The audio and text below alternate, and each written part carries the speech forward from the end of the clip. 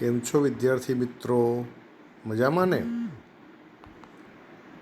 ઘણી બધી બાબતો આપણે ગયા પાર્ટમાં જોઈ હતી કે ખેતી કરવા માટે સૌ પ્રથમ તો જમીનને સમથળ કરવી પડે, ખેડવી પડે, ખેતરને તૈયાર કરવું પડે અને ખેડ્યા બાદ તેમાં વાવણી કરવી પડે. આજે આપણે વાવણીથી શરૂઆત કરીશું. આપણો ટૉપિક છે આજનો વાવણી. વાવણી એ પાક ઉત્પાદનનો સૌથી મહત્ત્વનો તબક્કો છે. વાવણી પહેલાં સારી ગુણવત્તાવાળા બીજની પસંદગી કરવામાં આવે છે. શરૂઆતમાં આપણે જોઈ ગયા હતા કે ઉત્તમ પ્રકારનું બીજ છે તે છોડની ગુણવત્તા સુધારે છે અને છોડ દ્વારા વધુ ઉત્પાદન મળે છે. વધુ ઉત્પાદન છોડ આપે તો સ્વાભાવિક રીતે ખેડૂતની ખેતી છે તે વધારે સારી થાય, તેનું ઉત્પાદન વધે તો ખેડૂતની આર્થિક સદ્ધરતા વધે છે. સારી ગુણવત્તાવાળા બીજ સ્વચ્છ અને તંદુરસ્ત હોય છે. ખેડૂત સારી ઉપજ પ્રાપ્ત કરવાવાળા બીજને પ્રાથમિકતા આપે છે. હવે પહેલીને એક મનમાં પ્રશ્ન થાય છે, તો પહેલીનો જે પ્રશ્ન છે એને આપણે અહીંયા પોઈન્ટ આઉટ કરીએ છીએ. એક દિવસ મેં મારી મમ્મીને ચણાના કેટલાક દાણાને વાસણમાં રાખીને તેમાં કેટલું પાણી ઉમેરતા જોઈ. થોડી મિનિટ પછી કેટલાક બીજ પાણી ઉપર તરવા લાગ્યા. મને આશ્ચર્ય થયું, કેટલાક બીજ પાણી પર કેમ તરવા લાગ્યા હશે? હવે પહેલીનો જે પ્રશ્ન છે એ સ્વાભાવિક છે કે ડૂબી જાય તો બધા જ દાણા ડૂબી જવા જોઈએ અને તરે તો બધા જ દાણા તરવા જોઈએ, પણ અમુક દાણા તરે છે અને અમુક છે ડૂબી જાય છે. આવું કેમ થાય છે? તો પહેલીનો પ્રશ્ન છે એ સ્વાભાવિક છે અને એનો જવાબ છે કે ઘણી વખતે આપણે જોઈએ છીએ કે ઘણા બધા બીજની અંદર સડો લાગી ગયો હોય છે, એ અંદરથી બટાઈ ગયા હોય છે, એની અંદર જીવાણુઓ પડી ગયા હોય છે અને એના કારણે એનો અંદરનો ભાગ છે એ આ જીવાણુઓ છે તે ખોખરો કરી નાખે છે.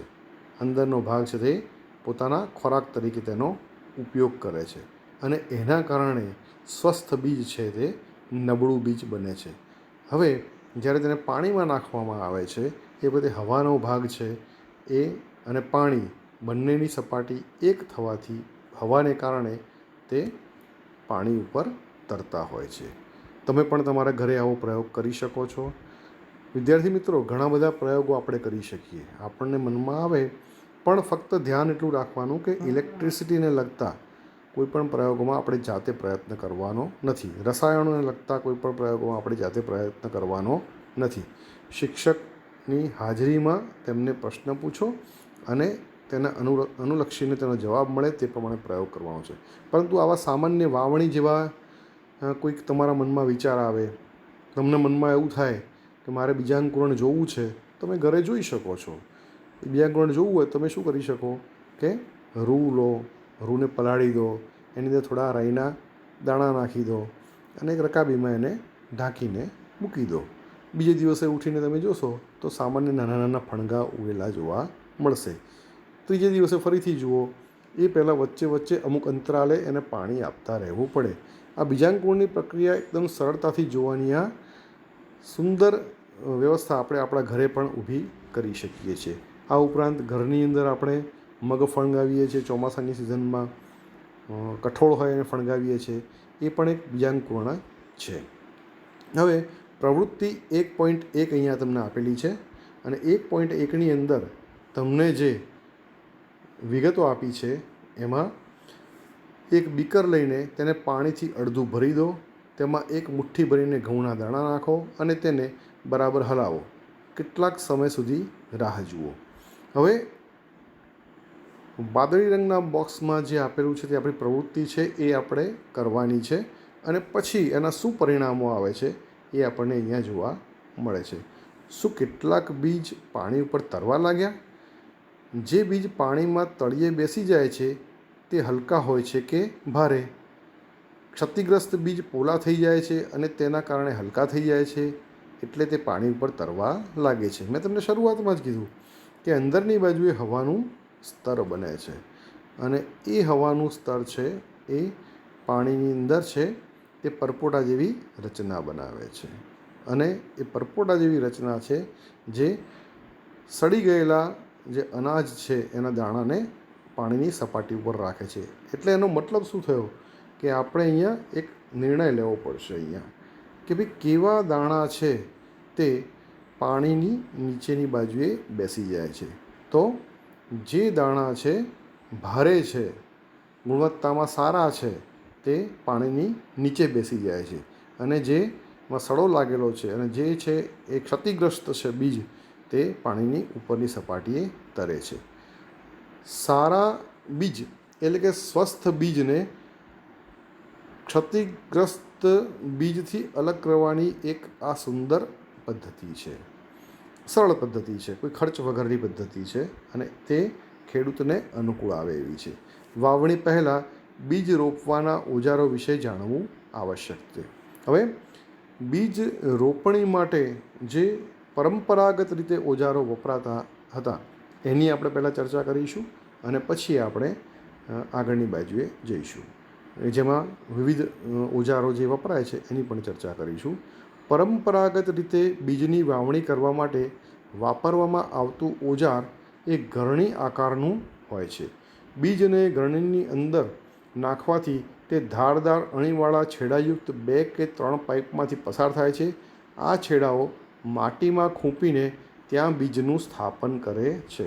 હવે ફનેલ છે એ તમારે જોવી જરૂરી છે. ગરણી જેવો ભાગ છે, અહીંયા સુંદર રીતે બતાવેલો છે, એની આપણે ચર્ચા કરીએ છીએ. 2 ખેડૂત છે અને બંને ખેડૂત છે એ વાવણી કરી રહ્યા છે અને એ વાવણીની અંદર આ જે ભાગ છે ગરણી જેવો ભાગ છે, એને ફનેલ તરીકે પણ ઓળખવામાં આવે છે. જેમાં બાજુમાં આપેલી પોટલીમાંથી દાણા લઈ અને જેમ જેમ બળદ ગતિ કરતા જાય એમ એમ એની પાછળ ચાલતા ચાલતા જાય અને ચાલીને બીજ એ ગરણી જેવા ભાગમાં નાખે છે.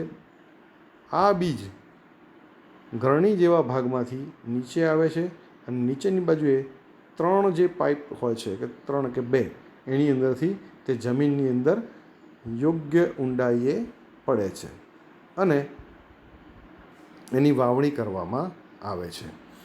કોઈ પણ બીજ છે તેને જમીનની ઉપરની બાજુએ એમનેમ જ નાખી દેવામાં આવે તો યોગ્ય રીતે એનો વિકાસ થઈ શકતો નથી, એ બીજાંકુરણ થઈ શકતું નથી. એને યોગ્ય ઊંડાઈએ જ વાવવા જરૂરી છે. આ છે આપણી પરંપરાગત રીતે જે પદ્ધતિ છે વાવણીની, એની આપણે ચર્ચા કરી છે. બીજો જે સાધન છે જેને સીડ ડ્રીલ એટલે કે વાવણીઓ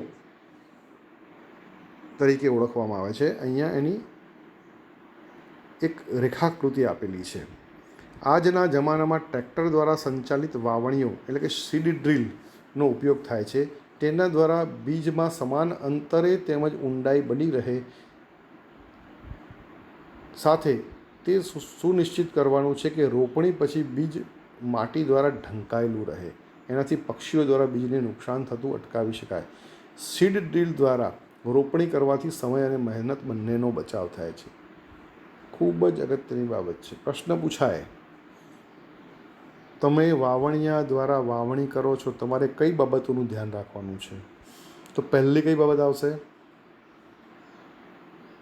કે યોગ્ય અંતરે તેની વાવણી થવી જોઈએ, યોગ્ય ઊંડાઈએ બીજ વવાવવા જોઈએ અને રોપણી બાદ જે બીજ છે તે માટી દ્વારા ઢંકાયેલું રહે.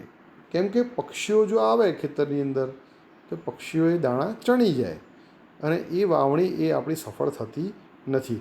એટલે આ બધી બાબતોનું આપણે ધ્યાન રાખવું પડતું હોય છે અને સીડ ડ્રીલ એ વધારે અત્યારે વપરાતું જોવા મળે છે. કેમ કે ટ્રેક્ટરની મદદથી એની વાવણી કરવામાં આવે છે અને પરંપરાગત રીતે જે સમય થતો હતો તેમાં ઘટાડો થાય છે.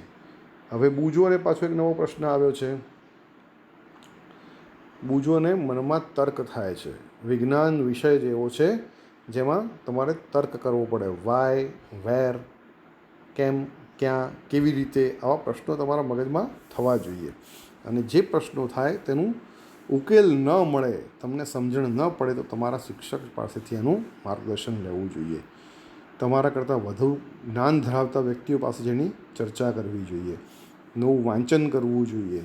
અને ખેતીને લગતા કોઈપણ બાબતમાં કોઈક તમને લેખ જોવા મળે અથવા તો કોઈક સમાચાર પત્રની અંદર એની વિગતો જોવા મળે તો એનો પણ અભ્યાસ કરવો જોઈએ.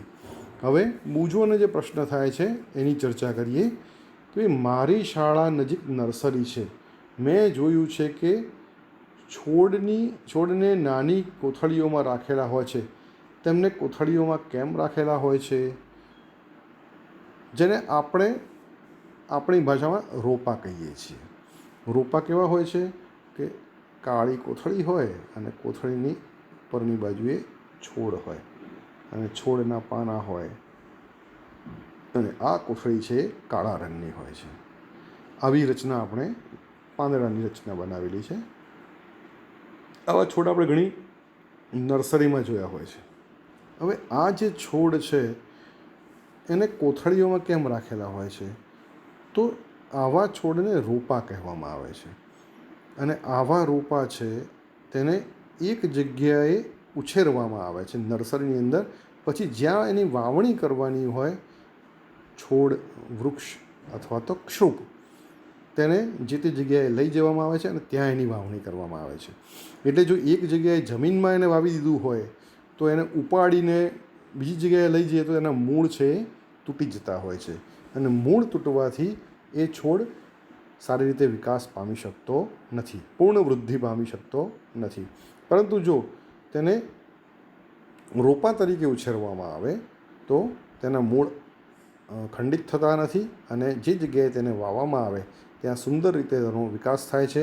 અને મોટા ભાગના વાવેલા આવા વૃક્ષો છે તે સારો વિકાસ કરી અને વૃક્ષ તરીકે વિકાસ પામતા હોય છે. હવે મૂંઝોનો પ્રશ્ન પછી આવે છે. પહેલીનો પ્રશ્ન: ધાન્ય જેવા કેટલાક છોડના બીજને પહેલાં નર્સરીમાં ઉગાડવામાં આવે છે.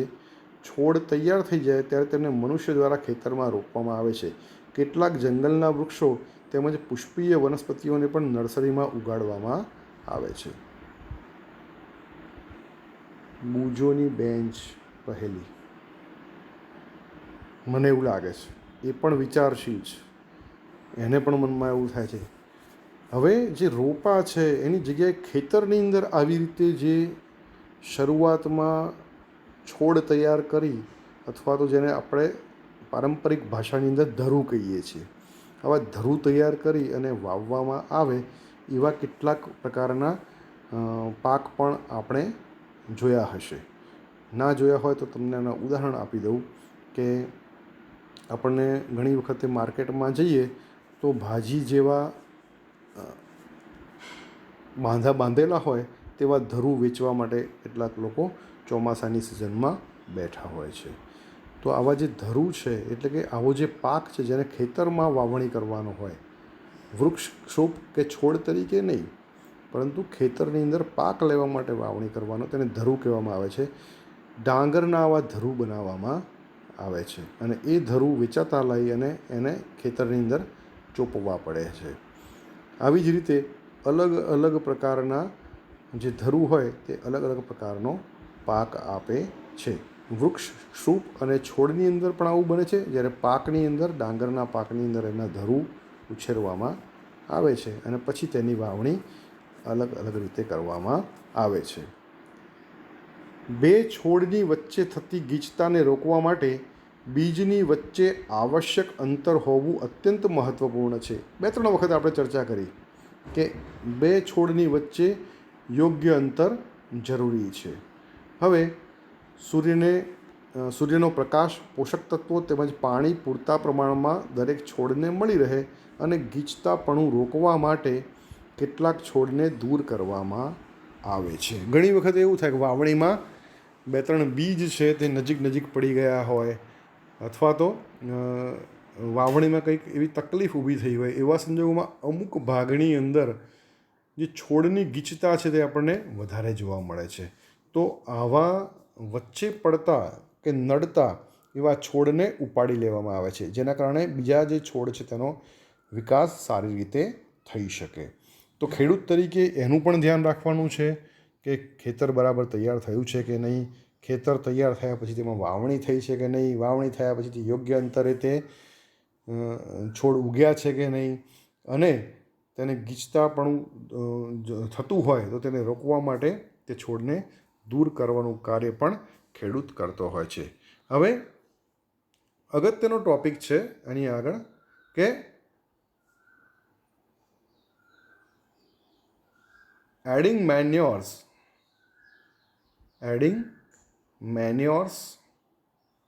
And fertilisers. Adding manures and fertilisers. હવે આની પણ આપણે ચર્ચા કરી છે.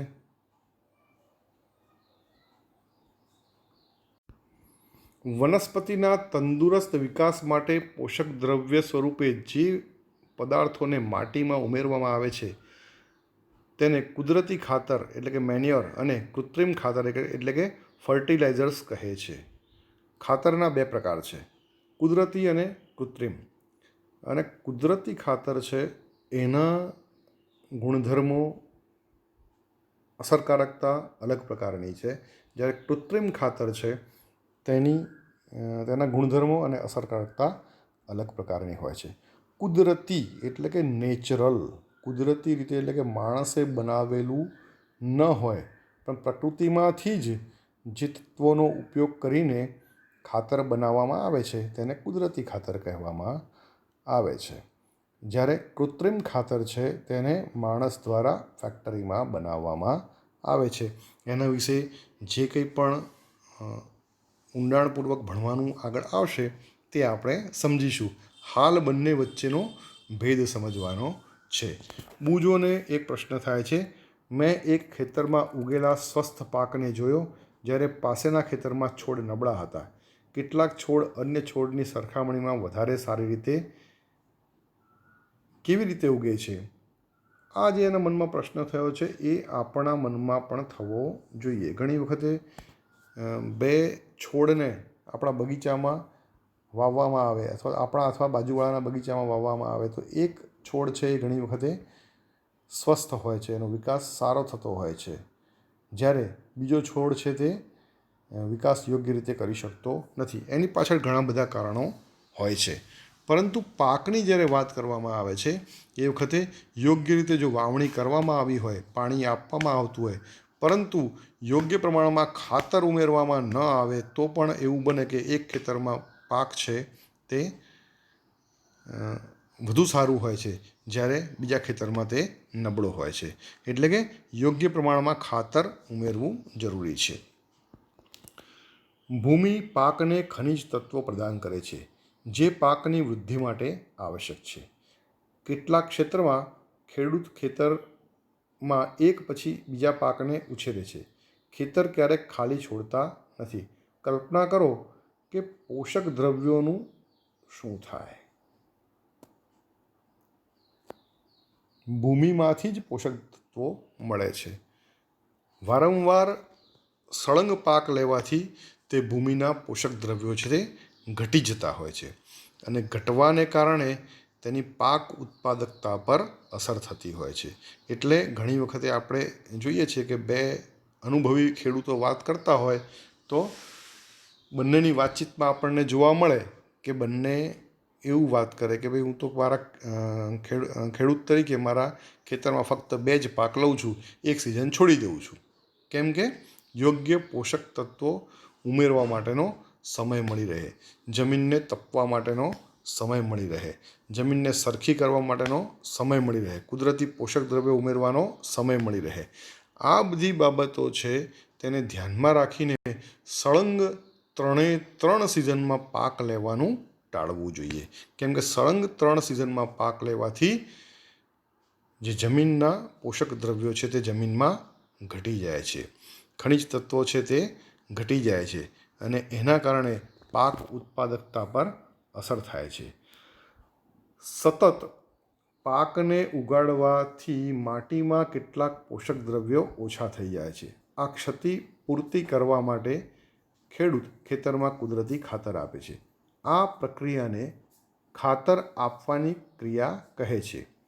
અયોગ્ય અથવા અપૂરતા કુદરતી ખાતર આપવાથી છોડ નબળા પડી જાય છે. યોગ્ય કુદરતી ખાતર આપવું જોઈએ. કુદરતી ખાતર એ કાર્બનિક એટલે કે જેને જૈવિક કહેવામાં આવે, જેનો સમાનાર્થી શબ્દ છે, પદાર્થ છે જે વનસ્પતિ અથવા પ્રાણીઓને વિઘટનથી પ્રાપ્ત થાય છે. ખેડૂત વનસ્પતિ તેમજ પ્રાણીના નકામા દ્રવ્યોને એક ખાડામાં એકઠા કરી તેનું વિઘટન કરવા માટે ખુલ્લા છોડી દે છે. વિઘટન કેટલાક સૂક્ષ્મજીવો દ્વારા થાય છે. પદાર્થને કુદરતી ખાતરના સ્વરૂપે ઉપયોગમાં લેવામાં આવે છે. કેવા પદાર્થને? વિઘટિત પદાર્થને કુદરતી ખાતરના સ્વરૂપે ઉપયોગમાં લેવામાં આવે છે. હવે ખૂબ જ અગત્યની બાબત છે કે ભાઈ કુદરતી ખાતર છે એની વ્યાખ્યા તમને પૂછવામાં આવે તો કુદરતી ખાતર એ જૈવિક પદાર્થ છે અથવા તો કાર્બનિક પદાર્થ છે, એવું પહેલું વાક્ય લખવાનું છે આપણે, જે વનસ્પતિ અથવા પ્રાણીઓના વિઘટનથી પ્રાપ્ત થાય છે. ઇમ્પોર્ટન્ટ, હું જે અંડરલાઇન કરું છું એ તેની વ્યાખ્યા બની શકે છે. વિઘટનથી પ્રાપ્ત થાય છે. ખેડૂત વનસ્પતિ તેમજ પ્રાણીના નકામા દ્રવ્યોને એક ખાડામાં એકઠા કરી તેનું વિઘટન થવા માટે ખુલ્લા છોડી દે છે. વિઘટન કેટલાક સૂક્ષ્મજીવો દ્વારા થાય છે અને વિઘટિત પદાર્થને કુદરતી ખાતરના સ્વરૂપે ઉપયોગમાં લેવામાં આવે છે. જ્યારે વ્યાખ્યા લખવાની થાય એ વખતે પહેલું જ વાક્ય આપણે શું લખીશું? કુદરતી ખાતર એ કાર્બનિક અથવા તો જૈવિક પદાર્થ છે. તે વનસ્પતિ અથવા પ્રાણીઓના વિઘટનથી પ્રાપ્ત થાય છે. વનસ્પતિ તેમજ પ્રાણીના નકામા દ્રવ્યોને એક ખાડામાં એકઠા કરી તેનું કુદરતી વિઘટન છોડી દેવામાં આવે. આ વિઘટન કેટલાક સૂક્ષ્મજીવો દ્વારા થાય છે અને પ્રક્રિયાને અંતે જે પ્રાપ્ત થાય છે તેને કુદરતી ખાતર કહેવામાં આવે છે. આપણી જાતે મૌલિક રીતે બધા જ મુદ્દા અંદરની બાજુએ આવી જાય એવું લખાણ લખવા માટેની આપણી એક પ્રેક્ટિસ કરવી પડે.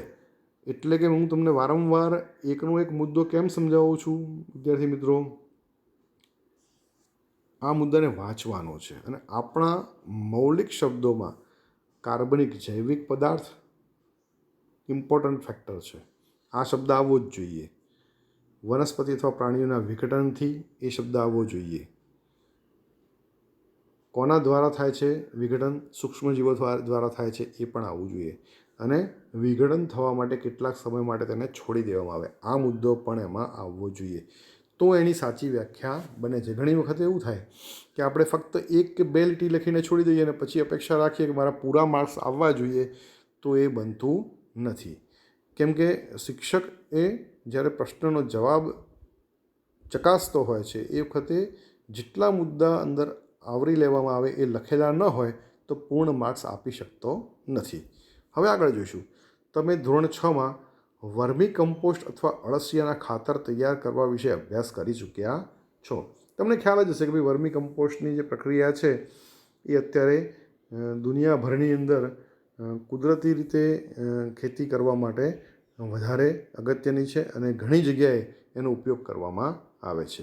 હવે પ્રવૃત્તિ 1.2 છે. મગ અથવા ચણાના દાણાને લઈ અંકુરિત કરો. મેં તમને પહેલાં પણ વાત કરી હતી કે તમે એક રૂ લઈ અને રૂની અંદર રાઈના દાણા વાવી શકો છો. એવી જ રીતે તમારે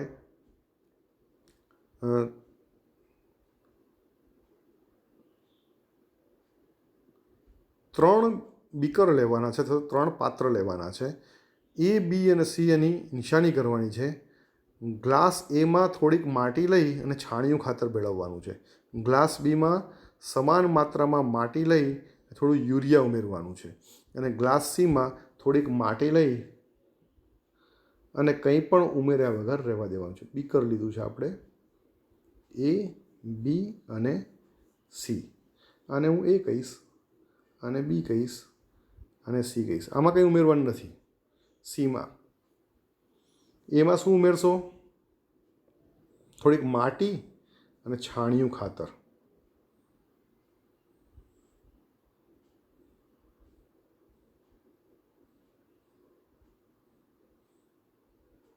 આમાં યુરિયા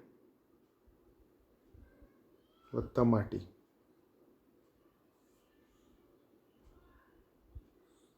ત્યારબાદ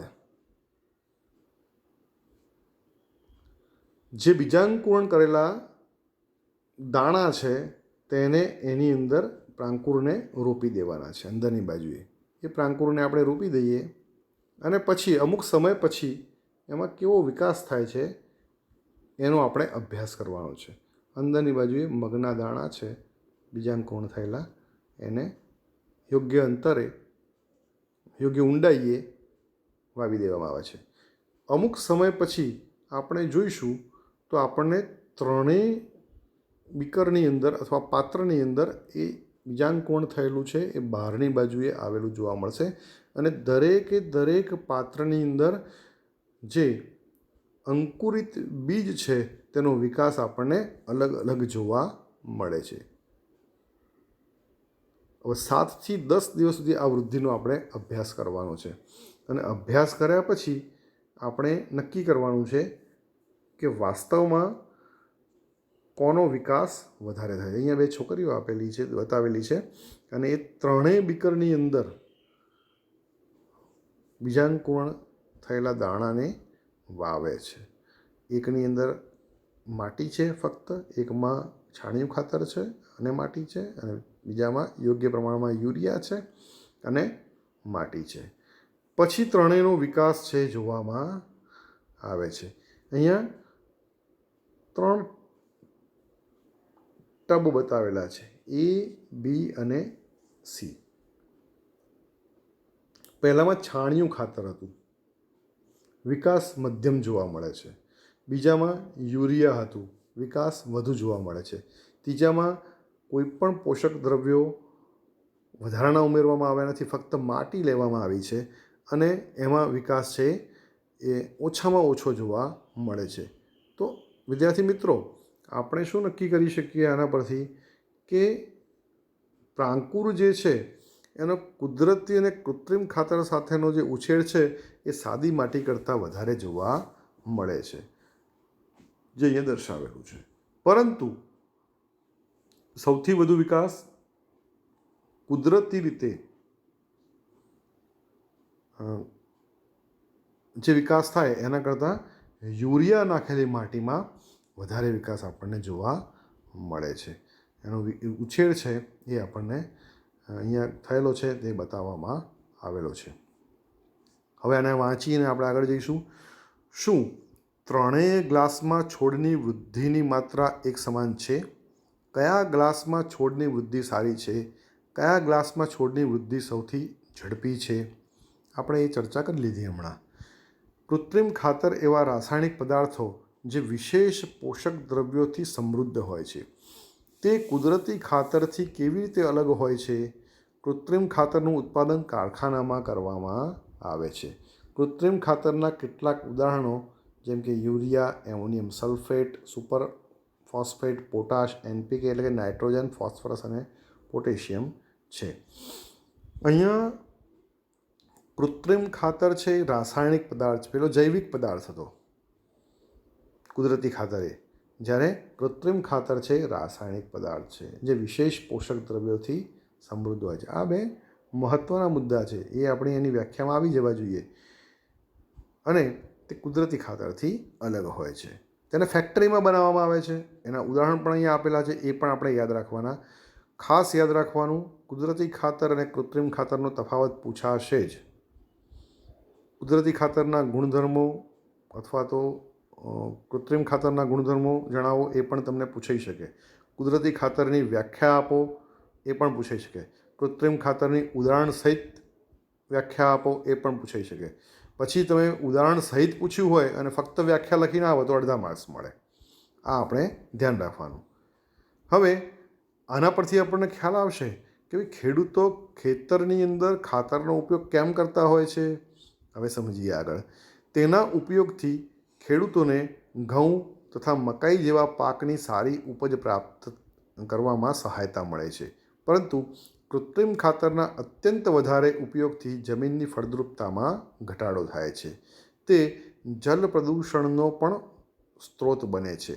એટલે જમીનની ફળદ્રુપતા બનાવી રાખવા માટે આપણે કૃત્રિમ ખાતરના સ્થાને કુદરતી ખાતરનો ઉપયોગ કરવો જોઈએ, અથવા 2 વખત પાક લો તેની વચ્ચે ખેતરને કેટલાક સમય સુધી કંઈ પણ વાવ્યા વગર ખાલી રાખવું જોઈએ. આ વસ્તુની મેં ચર્ચા પહેલાં કરી લીધેલી છે કે 2 પાકની વચ્ચે ખેતરને ખાલી રાખવું જોઈએ. પણ મહત્ત્વનો મુદ્દો છે કે જલ પ્રદૂષણને વધારે છે કોણ? કૃત્રિમ ખાતર. વધારે પ્રમાણમાં કૃત્રિમ ખાતરના ઉપયોગથી ફળદ્રુપતા ઘટે છે એ વાત પણ સાચી છે. એટલે આપણે ખેડૂતોને પણ એવી સલાહ આપવી જોઈએ, અથવા તો આપણે જ્યારે ખેતી કરતા હોઈએ અથવા કોઈ પણ વૃક્ષનો ઉછેર કરતા હોઈએ, એટલે એવું નહીં કે યોગ્ય માત્રા કરતાં વધારે માત્રામાં છોડને કૃત્રિમ ખાતર આપી દેવામાં આવે એટલે એનો વિકાસ વધી જાય છે, વધારે સારી રીતે થાય છે. ઉપરથી એ વિકાસ રૂંધાય છે, અટકે છે, અને તે જે છોડ છે એને ઘણી વખતે બાળી પણ નાખે છે. એનો વિકાસ યોગ્ય રીતે થઈ શકતો નથી. એટલે વધુ પ્રમાણમાં ઉપયોગથી વધુ ઉત્પાદન થાય તે માન્યતા ખોટી છે. યોગ્ય પ્રમાણમાં જ કૃત્રિમ ખાતરનો ઉપયોગ કરવો જોઈએ.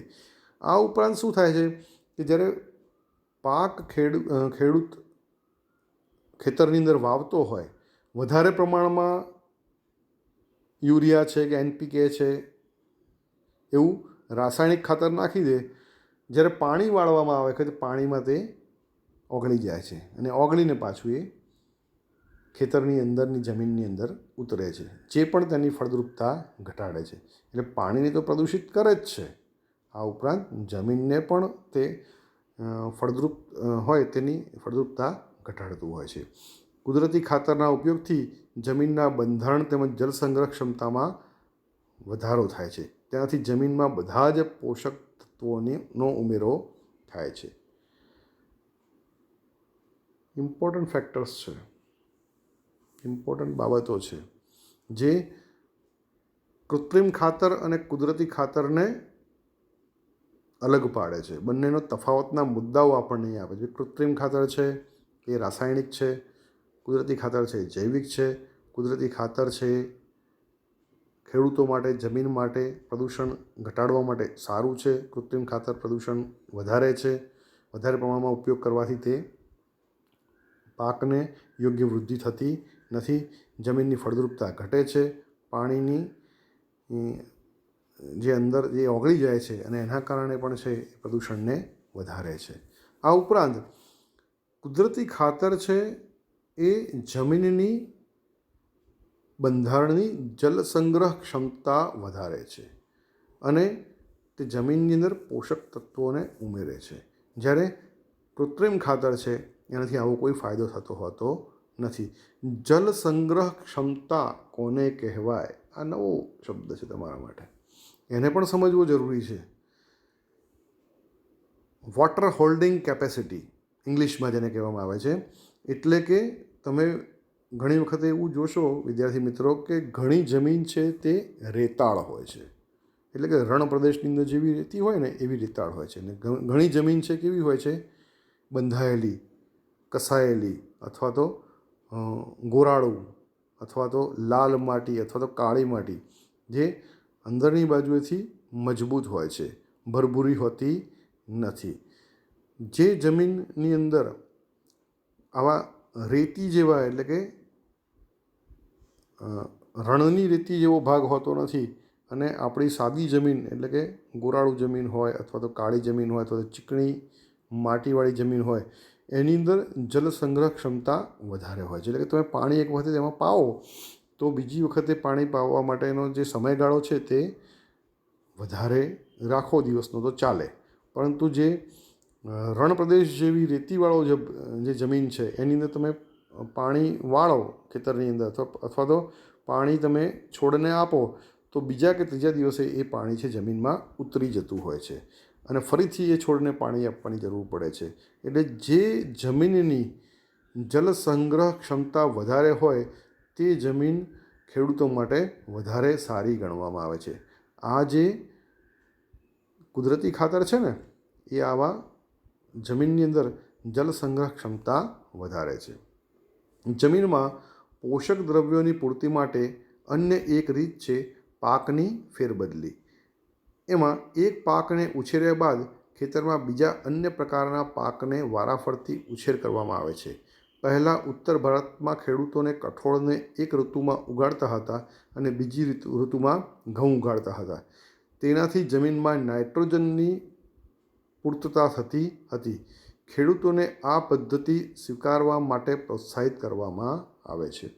સરકાર દ્વારા પણ અથવા તો રિલાયન્સ ફાઉન્ડેશન અત્યારે ચાલે છે એના દ્વારા પણ અથવા તો જે ખેત કેન્દ્રો છે એના દ્વારા પણ ખેડૂતોને આની પૂરેપૂરી વિગતો આપવામાં આવે છે. એક પાક તમે કઠોળનો લો અને કઠોળનો પાક લીધા પછી એની મૂળ ગંડિકાઓ જે અંદર હોય છે એની અંદર નાઇટ્રોજન વાયુ છે તે જમીનની અંદર વધારે છે અને નાઇટ્રોજન વાયુ વધવાને કારણે બીજી વખતે ઘઉંનો પાક લેવામાં આવે તો તે ઘઉંનો પાક ખૂબ જ સરસ થતો હોય છે. જેના વૈજ્ઞાનિક કારણો છે અને આ જે કારણો છે એ મેં તમને વાત કરી એ ડિટેલમાં અહીંયા આપેલું જ છે, એ આપણે સમજીશું. અગાઉના ધોરણોમાં તમે રાઇઝોબિયમ બેક્ટેરિયા વિશે ભણી ચૂક્યા છો. તે શિંબી કુળની વનસ્પતિના મૂળની મૂળ ગંડિકાઓમાં જોવા મળે છે. એટલે કે કઠોળ જે છે, કઠોળ એના મૂળની અંદર મૂળ ગંડિકાઓ હોય છે. કઠોળનું મૂળ હોય ને આવી રીતે હોય અને એની અંદર આવા ગઠ્ઠાઓ હોય છે. એ ગઠ્ઠાની અંદરની બાજુએ રાઇઝોબિયમ હોય છે અને આ રાઇઝોબિયમ છે